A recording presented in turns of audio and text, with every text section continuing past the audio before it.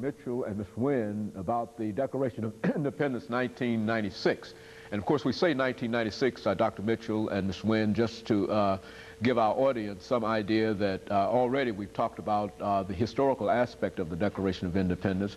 But more than that, Ms. Wynn, let's have you to pick up where we left off the last time by giving us some information relative to the impact of the Declaration of Independence and what it really meant to bring it into focus for today.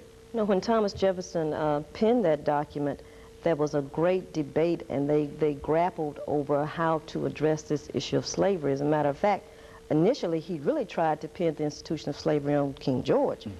And the southern colonies really didn't want to have anything mentioned about the institution of slavery in there. So they prevailed, and of course it was left out. But what it really did was that it did not give the abolitionists who would come along, nor those who were for slavery, an instrument with which they could fall back upon and address. So it's really interesting when you go back and you read that history and you read the dialogue about the drafting of that document. The dynamics are very interesting in there. Very good. Dr. Mitchell, what could you say about that document today? I mean, has that document any real meaning for Americans or the international community, or what? I mean, what? Oh, I think around the world, as new governments are beginning to come to shape in the Middle East, in Eurasia, in Africa, they still look to the document, to the Declaration of Independence as a great philosophical document. I want to say about Americans, African Americans at the time, please understand they were just as caught up in the rhetoric of the libertarian movement as their white counterparts. They were supportive of it. Let me say about the slaves. Slaves did not carry on any insurrections. They were Americans. They supported the document. You know, and I like to always challenge people with regard to African Americans. What marvelous citizens we've been of a country that's not always been marvelous with all of us. You've never seen a group of African Americans protesting on the 4th of July. You've never seen African Americans in large number leaving the country to avoid war, participating in war. We've been excellent citizens. You don't see African Americans as a group as tax protesters, even though many years we could argue that we didn't receive the same level of services as other American groups. We are. My grandfather once pointed out that you should be proud to pay income tax. It meant you had an income last year.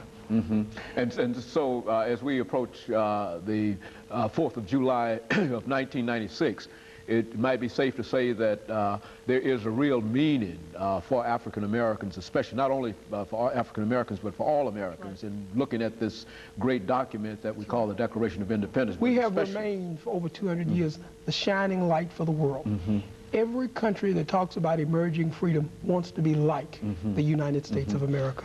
What would you say, Ms. Wynn, to some of our young people who might be somewhat cynical toward the government, toward society, toward the kind of things that many of us hold dear? What would you say to those people this morning regarding this? I would say to them that when you go back, and this is where I think history is very important, when you go back and you look at the story, be it the European story, the African American story, the male story, the female story, they all converge. And African Americans have fought in every war that this country has ever been involved in. Our foreparents have lost their blood and their life for this country. It is a country certainly that has problems, but at the same time, I don't know of any other country where you have the freedom to protest. And so that is, you know, something to look at within itself. I think that the Declaration of Independence should mean as much to them simply because of what their foreparents have gone through as it should to anyone else in this country. And so, Dr. Mitchell, you don't think it's inappropriate for us to entitle this the Declaration of Independence 1996, no, meaning that it has some real meaning for us in 1996? It has continued meaning. There might be problems in America, but I think the world realizes there's no better place in the world to live than the United States of America. Okay, we've got about a minute and a half that'll allow both of you to have a short comment in reference to what we've been talking about. Some final comments from you, Ms. Wynn. I would just like to say that, you know, there is a trend that is going on that some African Americans are saying, well, I'm not going to celebrate the 4th of July, I will celebrate Juneteenth. Well, I don't think you can celebrate both, for they certainly have meaning, both have meaning to us as a community. So I think with that in mind, you do not have to do one without the other. We should do both. Very good. Dr. Mitchell. This remains an inclusive country. You can be an Anglo-American, you can be a Franco-American, you can be a Hispanic-American, you can be an African-American. We're all Americans, along with the indigenous Amero-Americans. We're a nation of immigrants. But we're a richer nation because of that. We gain our strength from our unity, and we should never allow ourselves to be segmented.